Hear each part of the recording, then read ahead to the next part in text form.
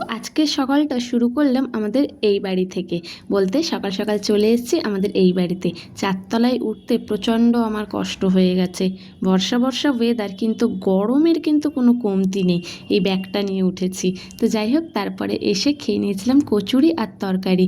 সকাল থেকে না কিছুই খাওয়া হয়নি, আসার সময় হাতে করে এটা কিনে এনেছিলাম। তারপরে ঘর ঝাঁট দিলাম, ঘর মুছলাম, বিছানাগুলো করে নিলাম। ভাবলাম যে বসে আছি, বিছানা চাদরটাও পেতে নিই। তারপরে আসল যুদ্ধ, মশলা করার পালা।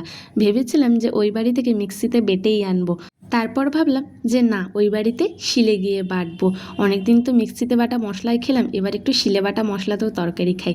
তো তারপরে আমার মশলা করা কমপ্লিট হয়ে গেছে। আর আজকে সানডের বাজারে বাড়িতে আনা হয়েছিল মাটন। তো একটু করে খেতে খেতে বানিয়ে নিলাম মাটনটা। তো দেখো, কথা বলতে বলতে মাটনটা কিন্তু ভালোভাবে আমার কষানো হয়ে গেছে। এরপরে কষিয়ে কাশিয়ে প্রেশার কুকারে দিয়ে দেবো, তারপরেই ব্যাস। তো তারপরে রান্নাবান্নার পরে ঠাকুরকে পুজো দিয়ে দিয়েছিলাম। আর এই যে গণেশ ঠাকুরটা দেখছো, এত কিউট, এত সুন্দর, ধারণার বাইরে।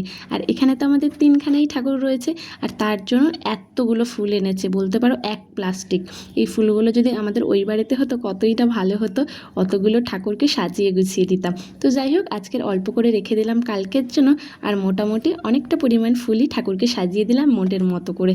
ওই পুচকু পুচকু ঠাকুরে আর কত মালা দেবো আমি, যা মালা দেওয়ার দিয়েছি। আর ওই গাঁদা ফুলের মালাগুলো ওরকম চারিদিকে দিয়ে দিলাম। মোটামুটি দেখতে বেশ ভালোই লাগছিল, বেশ না, খুব ভালো লাগছিল। আর ওই বেল ফুলের মালাটা থেকে গন্ধে একদম ঘরগোটা মম করছে। তো যাই হোক, অনেক বেলা হয়ে গেছে, তারপরে চললাম ভাত খেতে। তো ব্যাস, আজকে এখানেই শেষ করলাম।